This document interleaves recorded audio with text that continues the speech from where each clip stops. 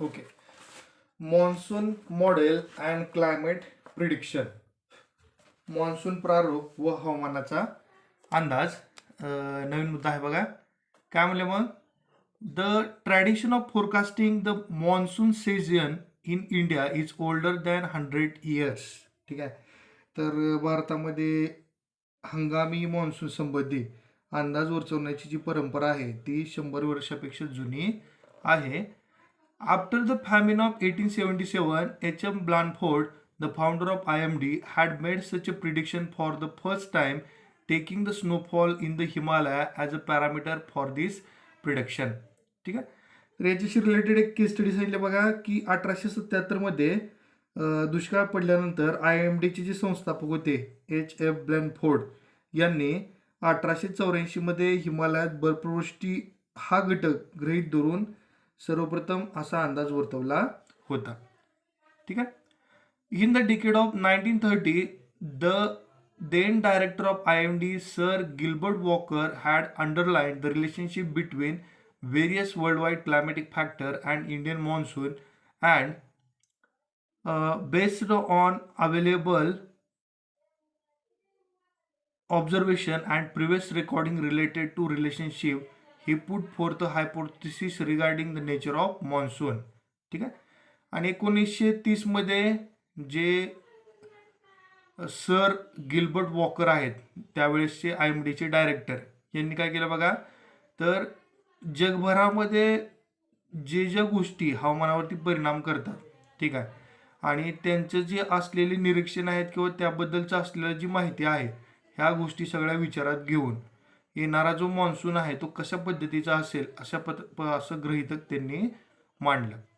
With the initiative of fourth hypothesis regarding the nature of the monsoon, with the initiative of Dr. Vasantrao Gorikar in the decade of the 1990, a monsoon model based upon 16th worldwide climatic parameters was developed. तर 1990च्या दशकात काय झालं बघा. तर doctor Vasantrao गोरीकर यांच्या पुढाकाराने जगभरातील हवामानाशी संबंधित 16 घटकावर आधारित मान्सूनचे प्रारूप बनवण्यात आले आणि जवळपास this model was in use from 1990 to 2002. जवळपास 1990 ते 2002 पर्यंत हे जे प्रारूप आहे ते वापरलं जात होतं. ठीक आहे. तर आता आपण बघा काही स्टॅटिस्टिकल मॉडेल बघणार आहोत ज्याच्या माध्यमातून म्हणजे कसं फोरकास्टिंग केलं जातं बघा, कशा पद्धतीचं हवामान असेल. ठीक आहे. त्याच्यात माहिती घेणार आहोत. असे एकूण 3 मॉडेल आपण बघणार आहोत. त्याच्यामध्ये पहिला आहे मॅथमॅटिकल मॉडेल डायनॅमिक.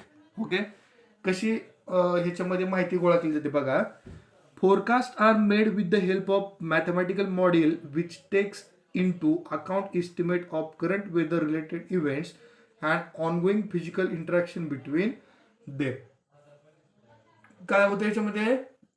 तर हवामानातील चालू घडामोडी व त्याच्यामध्ये सुरू असणाऱ्या भौतिक प्रक्रियेचा अंदाज घेऊन संख्यात्मक प्रारूपाद्वारे अंदाज वर्तवण्यात येतो. याशिवाय काय केलं जातं बघा. तर data about current climatic parameter is mathematically analysed with the help of the Param super computer. ठीक आहे. आणि ही जी काही हवामानाची चालू निरीक्षण आहेत याबद्दल परम संगणकाच्या सहाय्याने गणितीय प्रक्रिया त्यावरती केल्या जातात. Various mathematical model based upon daily geographic events are developed by super computer technology. ठीक आहे. आणि गणितीय प्रकारात मोडणारं हे जे प्रारूप आहे किंवा दैनंदिन भौगोलिक घडामोडीवर आधारित गोष्टीवरती महासंगणकीय तंत्रज्ञानाने मांडले जातात. ओके. तर नेक्स्ट जे मॉडेल आहे ते आहे होलिस्टिक मॉडेल. त्यामध्ये काय केलं जातं बघा. In this model the prediction are based upon those parameter used in other models which have the greatest effect on the monsoon. ठीक आहे. तर या प्रारूपामध्ये फक्त ज्या घटकांचा मान्सूनवर जास्त प्रभाव पडतो यांचाच विचार केला जातो आणि त्याच्या सहाय्याने अंदाज बांधला जातो. Nowadays prediction declared by IMD are the collective outcome of various model. This is called holistic model. आणि सध्या सुद्धा IMD जे आहे इंडियन मेट्रोलॉजिकल डिपार्टमेंट ते सुद्धा अशाच पद्धतीनं अनेक प्रारूपांचं एकत्रित करून एक प्रिडिक्शन करते, एक अंदाज वर्तवतं आणि याच प्रकाराला काय म्हणलंय होलिस्टिक मॉडेल, समुचित प्रारूप. ठीक आहे. आणि तिसरं जे आहे ते आहे स्टॅटिस्टिकल मॉडेल, ज्याला आपण सांख्यिकी प्रारूप म्हणतो. याच्यामध्ये काय होतं बघा मग, in this model current climatic observation in a region are compared with earlier parameters such as oceanic temperature, atmospheric pressure and the nature of monsoon, rainfall of several years. ठीक आहे. तर याच्यामध्ये एक पद्धतीने तुलना केली जाते बघा कोणकोणत्या गोष्टीची. तर त्या विविध प्रदेशामध्ये असलेलं समुद्राचं तापमान किंवा वातावरणाचा दाब किंवा त्या वर्षी कशा पद्धतीचा पाऊस झाला, कसा मान्सून होता, या गोष्टीची तुलना सध्या त्या प्रदेशातील हवामानाच्या नोंदीशी केली जाते. ठीक आहे. This data is computerly analysed by statistical method and prediction are made about the monsoon in the present condition. आणि या तुलनेवरून सद्यस्थितीत सध्या कशा पद्धतीचा मान्सून येईल याचा अंदाज लावला जातो.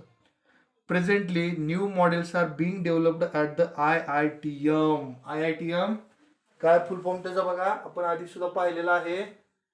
तर जे IITM आहे त्याचा फुल फॉर्म आहे Indian institute of tropical metrology. या ठिकाणी अशाच पद्धतीची नवीन प्रारूप जी आहे ती तयार केली जातात. Work is in progress at 2 levels, namely designing new models and developing new technology. तर बघा दोन उद्दिष्ट समोर ठेवून काम सुरू आहे. पहिलं उद्दिष्ट तर सध्याची जी काय मॉडेल्स आहेत, प्रारूप आहेत, त्या दिवशी उपयुक्त बनवणे, याशिवाय नवीन प्रारूप तयार करणे, त्या दृष्टीने तंत्रज्ञान विकसित करणे, अशा पद्धतीने काम सुरू आहे. The main focus is on development of radar system and satellite technology. आणि याशिवाय रडार यंत्रणा किंवा उपग्रह तंत्रज्ञान जे आहे ते सक्षम करणं यावर भर दिला जात आहे. ठीक आहे. तर बघा, ऑलवेज रिमेंबर, नेहमी लक्षात ठेवा, any meteorological model depends upon the interrelationship between parameters used in that model and the result expected from it. ठीक आहे. ज्यावेळेस तुम्ही हवामानाबद्दल अंदाज वर्तवता किंवा त्यासाठी एखादं प्रारूप वापरता, म्हणजेच बघा कोणतेही हवामानशास्त्रीय प्रारूप हे त्यात वापरण्यात येणारे घटक मॉडेल्समधून आपल्याला अपेक्षित असणाऱ्या परिणामाच्या परस्पर संबंधावर अवलंबून असते. याशिवाय काय म्हणलंय, however as this inter relationships with reference to the ocean and atmosphere are never constant, meteorological model need to be changed continuously. पण तुम्हाला माहिती आहे की समुद्र जो आहे किंवा वातावरण जे आहे, या दोघांमध्ये असलेला परस्पर संबंध जो आहे तो कायम एकसारखा राहत नाही. त्यामुळंच ही जी काय आपण आता वेगवेगळी मॉडेल बघितली, मेट्रोलॉजिकल मॉडेल, याच्यामध्ये आपल्याला सातत्याने बदल करावा लागणार आहे.